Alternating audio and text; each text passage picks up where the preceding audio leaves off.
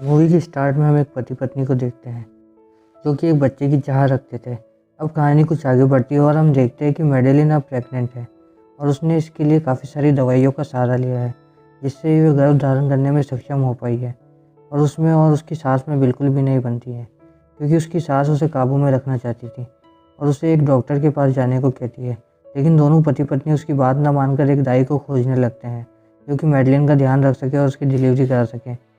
इस पर उसकी सास उसे डॉक्टर और हॉस्पिटल जाने को ही कहती है, लेकिन मैडेलिन नहीं मानती और एक दाई को ढूंढ लेती है। दाई भी उन्हें पूरा भरोसा दिलाती है कि वो ये काम बहुत ही अच्छे से करेगी और उसे इस काम का एक्सपीरियंस है।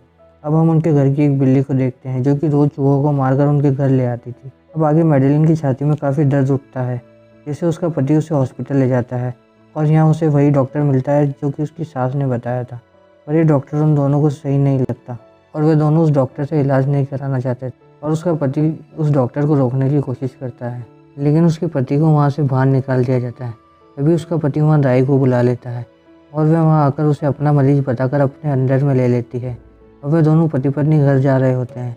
तभी उनका एक्सीडेंट हो जाता है और उसके पति की उस दुर्घटना में मौत हो जाती है।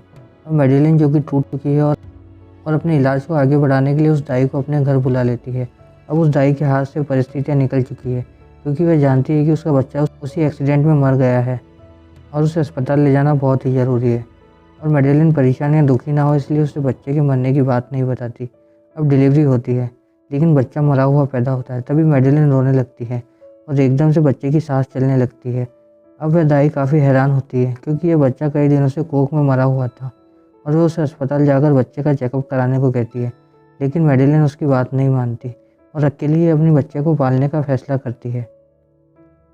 वहीं उसकी सास अपने बेटे की मौत के सदमे में थी और वह मैडेलिन से और ज़्यादा नफरत करने लगी थी और वह उससे उस बच्ची ग्रेस की कस्टडी भी लेना चाहती थी जिससे कि वह उसे पाल सके और वह उसके लिए बहुत सी कोशिशें करती है।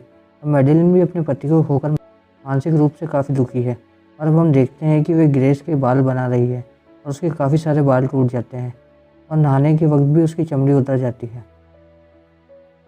उसके आसपास हमेशा मक्खियाँ मंडराती रहती है जिससे कि मैडेलिन उसके आसपास नेट लगाकर रखने लग गई थी, लेकिन वह मक्खियाँ फिर से उसके आसपास आ रही थी और मैडेलिन सभी खिड़कियों और दरवाज़ों को सील कर देती है। और हम देखते हैं कि वह बच्ची अब दूध पीना भी छोड़ चुकी है। मैडेलिन यदि उसे दूध पिलाने की कोशिश करती है तो वह बच्ची उल्टी कर देती है। तो मैडेलिन अपने सहायक उसका संपर्क उस दाई से कराने को कहती है, लेकिन वहाँ दाई से उसकी कोई बात नहीं होती क्योंकि वह सहायक उस दाई तक कोई मैसेज नहीं पहुँचाती है। और अब हम देखते हैं कि उसकी सास से ग्रेस को लेने की प्लानिंग कर रही है और मैडेलिन एक दिन ग्रेस को दूध पिलाने की कोशिश करती है। तभी ग्रेस उसका एक निपल काट लेती है और उसका खून पीने लगती है, लेकिन अपनी बेटी से प्यार होने के कारण वह उस बात पर ध्यान नहीं देती।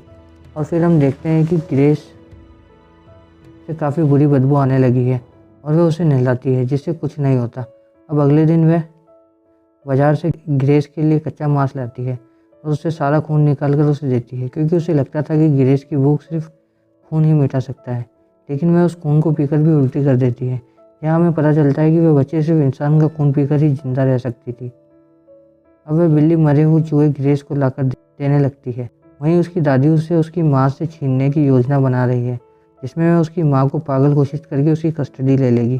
और मैडेलिन भी अब ग्रेस को अपना खून पिलाकर कमज़ोर होने लगी थी। अब उसकी सास उस डॉक्टर को मैडेलिन के घर पर भेजती है और मैडेलिन भी उसे अंदर आने देती है क्योंकि वह उससे अपना इलाज कराना चाहती थी और उस डॉक्टर से मदद मांगती है। और हम देखते हैं कि वह डॉक्टर ग्रेस की डरावनी रोने की आवाज़ सुन लेता है और वह ग्रेस को देखने जा रहा होता है और तभी मैडेलिन किसी चीज़ से उस डॉक्टर के सर पर हमला कर देती है जिससे कि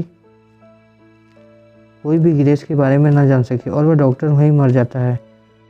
और उसे ख्याल आता है कि डॉक्टर का खून में आराम से ग्रेस को पिला सकती है और वह उसका शरीर काटती है और खून उसे पिलाती है और ग्रेस भी उसे पीने लगती है। वहीं उसकी दादी जो अपनी पोती के लिए तैयारियां कर रही थी तो वह उस डॉक्टर को बार बार संपर्क करने की कोशिश करती है, लेकिन काफ़ी सारी कोशिशों के बाद जब उससे कोई परिणाम नहीं मिलता तो वह खुद मैडेलिन के घर आती है और ग्रेस को ले जाने लगती है और वह मैडेलिन को एक हथौड़े की मदद से घायल कर देती है, लेकिन मैडेलिन तभी अपनी सास का हाथ काट लेती है और उसकी हथौड़े से उसका सर फाड़ देती है। और वह दाई भी अब मैडेलिन की परवाह होने के कारण वहाँ पहुँचती है। वहाँ पर वह ये सब देखती है और फिर सीन चेंज हो जाता है। यहाँ पर दाई, बिल्ली, ग्रेस और मैडेलिन एक ट्रक से कहीं जा रहे हैं और वे दोनों मिलकर ग्रेस के लिए इंसानी मांस तैयार कर रहे हैं और ग्रेस अब मैडेलिन को भी खाने लगी है और ये मूवी यहीं ख़त्म हो जाती है।